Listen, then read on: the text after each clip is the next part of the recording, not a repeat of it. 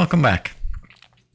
I've been moose hunting for 7 or 8 days now, so I thought I'd share how it works and how we did so far. I'll start with some rules that apply here to give you some context, but if you know them already, if you live in Sweden, if you've gone moose hunting here, then feel free to skip to here.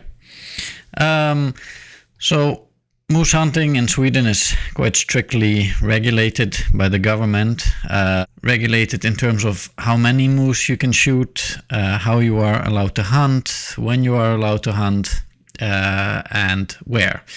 So I live in the hunting area, so I'm allowed to hunt here, but if you wouldn't live in a hunting area or wouldn't own land, then it might be hard to find a spot to hunt. You need some friends that invite you or pay some money basically to join a team or to be able to allow to be able to hunt somewhere. Moose hunting needs to be done in a team, so you can't go out on your own and hunt a moose. I know that's the case in other places, but here it's a team hunt, and you need a hunting leader. And then I don't think it specifies how big the team needs to be. It just you can't be on your own. Some other rules that apply for moose hunt, but I think most hunts here is that you can't use vehicles to aid in the hunt. You can of course drive from and to the hunt, but you can't, hunt from a vehicle or have someone in a vehicle spotting where the moose is. You cannot hunt in the dark. You can only have a limited amount of bullets in your rifle, depending on the type of hunt, and the types of bullets and guns that you can use are also quite strictly regulated. The same as dogs. So you need to be able to have a dog on site after you have wounded an animal to be able to track it down quickly to end the suffering. So the ground rule of all rules is that you need to limit unnecessary suffering as much as you can. So you need to be prepared for that. And all the underlying rules are basically in support of that one rule. There's lots more rules, but these are the basics, and the amount of rules is also the reason why you need to pass a test before you can get your hunting license. Well, with that introduction out of the way, I'll tell you a little bit about the hunting team and our hunting area. So we have a hunting team of 14 members, 14 hunters, and we hunt in an area of about 6,500 hectares. That's about this much in other units. The hunting area is divided up into smaller areas that are, small enough to hunt with that group of people. So that's usually about, what's going to be a few hundred hectares maybe. There's also 2 people in the hunting team that have trained moose dogs. So they are people that live close by, so they actually go along with every hunt. So there's always 2 people each with a dog that join the hunt, and then the rest of the hunters is usually between 7 to 12 people sit on a so-called pass, and the pass is a fixed place, usually on the edge of the hunting area, in a chain or in a line. So that when the dogs drive out the moose from the hunting area, the hunting team has the biggest possible chance to spot them, and if the opportunity is good enough, to shoot them. So sometimes you'll be sitting in the forest with limited sight lines. You might be able to see 30, 40 meters through the trees, and then you would have to be prepared to, like if a moose walks by 30, 40 meters to shoot, or you'll be sitting by the side of a road, because the road can be the limit of that hunting area that we are hunting that morning or afternoon. So you'll be prepared to shoot the moose when it crosses the roads while fleeing out of the hunting area. But sometimes you'll also be sitting on the edge of a mire, where you have long view, but then it's difficult to gauge how far away everything is. So you might be able to spot some moose, but you have to make a quite quick decision. Is it within shooting distance? Shooting distance, depending on how experienced you are, probably maximum 160, 180 meters. For me, I'd prefer, I haven't shot a moose yet, I'd prefer to shoot my first moose on a much closer range, so let's say anything below 100 meters. The hunt started this year on October 8th, and most teams, or at least that I have heard, hunt for the entire first week after the hunt opens. So that's what we did as well. So it was on a Tuesday, so we hunted from starting Tuesday up till Sunday. And that first week went quite well. We shot one bull, one cow, and two calves. And the cow and one of the calves was shot within the same minute. I spotted quite a few moose, but I either didn't have the opportunity to shoot because it was over too quickly or it was too far away. The best shooting opportunity I had, well, maybe shared first place. One was where I had quite some opportunity to see the moose, but they were at, I later calculated 220 meters. So yeah, I think most hunters wouldn't have taken that shot, and most hunters should not take a shot that far away, because that's how most animals get shot without getting killed. The bull was shot by one of the dog handlers. So that day we saw a lot of moose,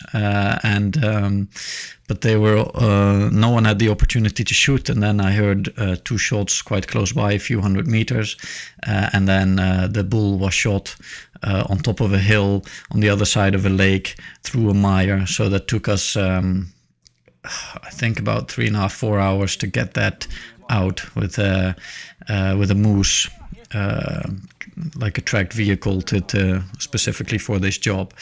So I was cutting down some trees, going ahead of the vehicle to see if it was too wet or if it was good to drive through. And then, of course, when you get it home or to the slaughterhouse, you still need to prepare it so that the moose can hang for up to a week or a week and a half before you can butcher it.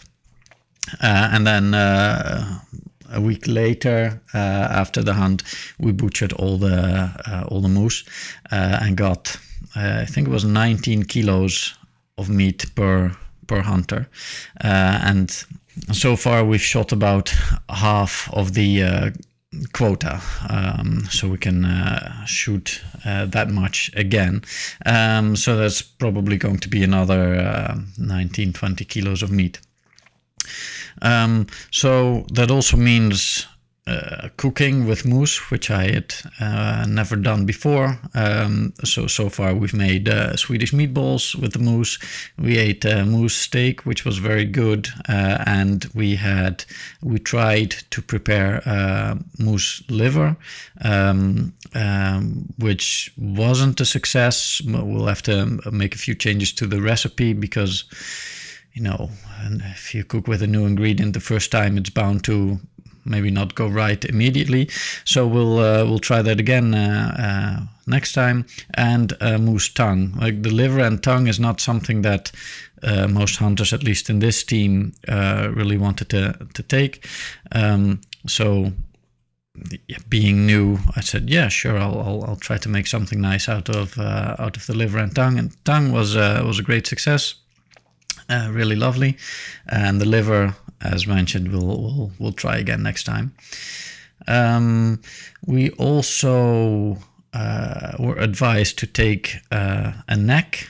So I think it was a calf's neck, sawed it in two, and have made some soup out of the neck, which was quite good as well. It's just boil it for 8-9 hours and then scrape off the meat, and then you have a nice meaty soup. So that's the next coming months, is just preparing, cooking all the moose out of the freezer, and that's going to save a bit of money on buying meat in the supermarket. So yeah, and the hunt will continue. So we've shot half our quota, so now it's just hunting in the weekends, and most of the hunters that don't live here might not come every weekend, so then we will be a smaller team. Last weekend I think we were with 9, so that was already 5 fewer hunters than we were in the week. So that's I understood quite a normal occurrence, because people come here from the big cities, an hour, 2 hours, sometimes even longer drive away. So then they take vacation for that first week. They sleep in guest accommodation of someone, but they might not be able to make it all weekends. I will join every weekend, because the meeting place before the hunt is just a 5-minute drive from here. So and I want to experience the full hunt, and hopefully get a good shooting opportunity. Like, it's not my goal. I'm not very determined to shoot a moose, because it needs to be a good shooting opportunity, and I need to be confident when I take the shot.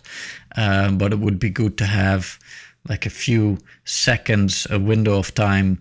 I'm like, yes, that's like where I'd be able to take a shot, or where I will be able to say to myself afterwards, like, even though I didn't get to pull the trigger, it was a nice wildlife hunting face-to-face experience with a moose. So far, it's just been kind of like a moose passing by, or just seeing it at long distance. But also, if there isn't too much action on a day, it's still a nice day. It's having some coffee in the morning, sitting in the forest for 2 to 3 hours, depending on how it goes. If nothing happens, then it's usually shorter, because then the people with the dogs tend to walk in a straight line through the area, because there's no fresh smells to distract the dogs. So then it's just a walk through the area, and when there are smells, then it's also a bit more exciting. There's a bit more chatter on the radio, and time goes a bit faster.